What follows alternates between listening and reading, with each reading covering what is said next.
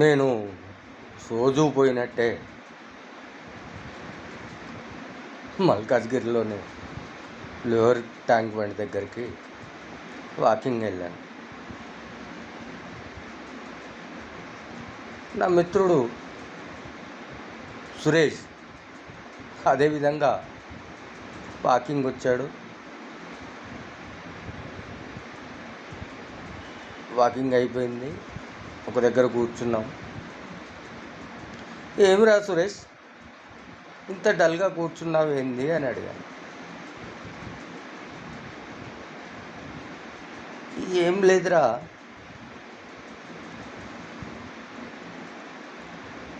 నా కొడుకు intermediate pass అయ్యాడు.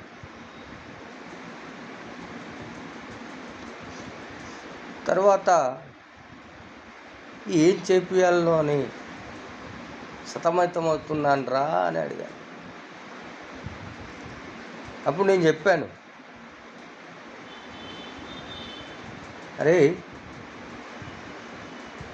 నువ్వు నీ కొడుక్కి సెల్ ఫోన్ కొనిచ్చావా 10వ తరగతి వరకు?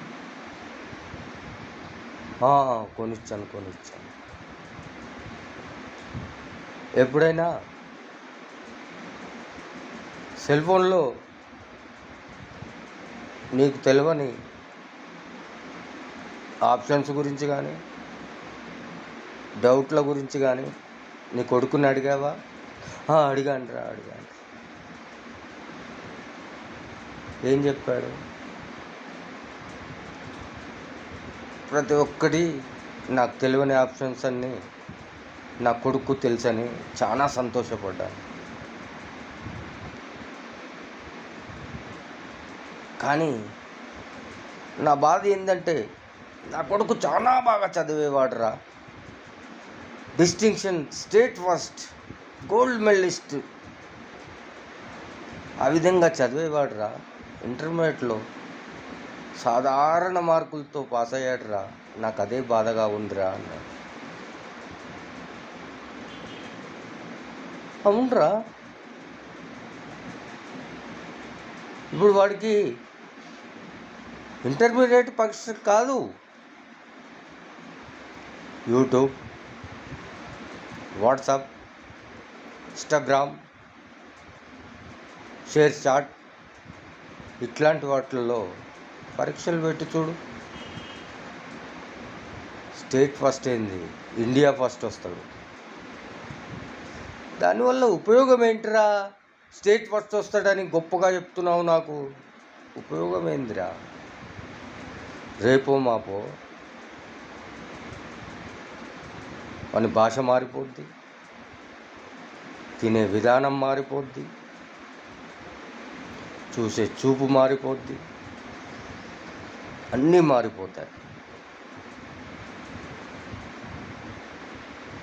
టైప్ చేయలేడు, పెన్నుతో పేపర్ మీద రాయలేడు, అన్ని shortcut words, that, ditto, thus, this, I, O, U, అంతే. ఈ లాంగ్వేజ్ మైండ్లో ముద్రించుకొని పోతుంది. కానీ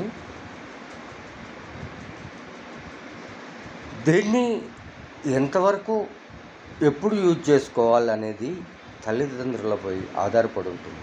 టెక్నాలజీ పెరిగిపోయింది, ఆర్టిఫిషియల్ ఇంటెలిజెన్స్. నువ్వు అమెరికాలో ఉన్నా కూడా ఇండియాలో నీ ఇంట్లో పక్కకుండి నీతోటి మాట్లాడేటువంటి ఆర్టిఫిషియల్ ఇంటెలిజెన్స్ మారిపోయింది.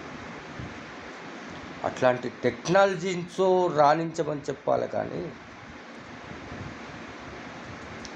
ఇదేంది బేట,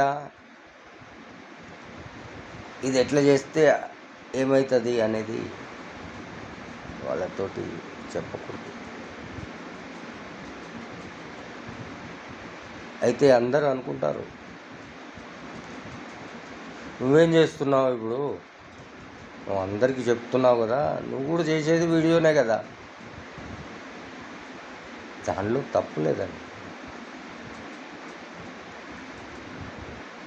కాకపోతే ఒక బాధ ఏంటంటే కొన్ని సందర్భాలు బాధాకరంగా అనిపిస్తాయి. కొందరి జీవితాలు చిన్నాభిన్నమవుతున్నాయి. కొందరు కొన్ని విషయాలని జీర్ణించుకోలేకపోతున్నారు. రాజకీయ నాయకుల నుంచి, సెలబ్రిటీల నుంచి, మిడిల్ క్లాస్ జీవితం గడిపే వాళ్ళ దగ్గర నుంచి కొన్ని చిన్నాభిన్నమవుతున్నాయి. ఎంతవరకు దూరం ఉంచండి, ఏమవుతుంది?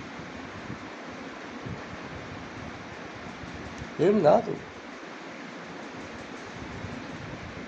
ఇప్పుడు వచ్చే డబ్బు శాశ్వతం కాదు. ఎండమావలు లాంటివి. భూమి ఉన్నంత వరకే వస్తుంది, తర్వాత రాకపోవచ్చు. కానీ ఉపయోగపడే వీడియోలను చేయమనండి. కొత్తవి ఆవిష్కరించమనండి. కొత్తవి ఆవిష్కరించి, డాడీ నేను ఇది ఆవిష్కరించాను, దీని గురించి నేను ఎక్స్ప్లెయిన్ చేస్తాను, నేను చూడండి అని. వాళ్ళను వీళ్ళని అపసహ్యం చేసుకుంటూ ఏంటండి ఈ వీడియో? తప్పు కదా.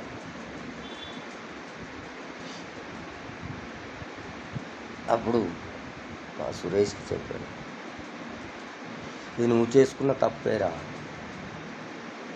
నా కొడుకు సుఖంగా ఉండాలని నాకుండదా? నా కొడుకు బైక్ మీద తిరగాలని నాకుండదా? అందరికంటే ఎక్కువ స్మార్ట్ ఫోన్ వాడాలని నాకుండదా? ఉంటుంది. స్మార్ట్గా ఫోన్ కొనిచ్చావు, స్మార్ట్గా ఉంటాడు, స్మార్ట్గా అనుభవిస్తూ కానీ అని చెప్పాను. అదేరా, అదే బాధపడుతున్నాను అని చెప్పాడు.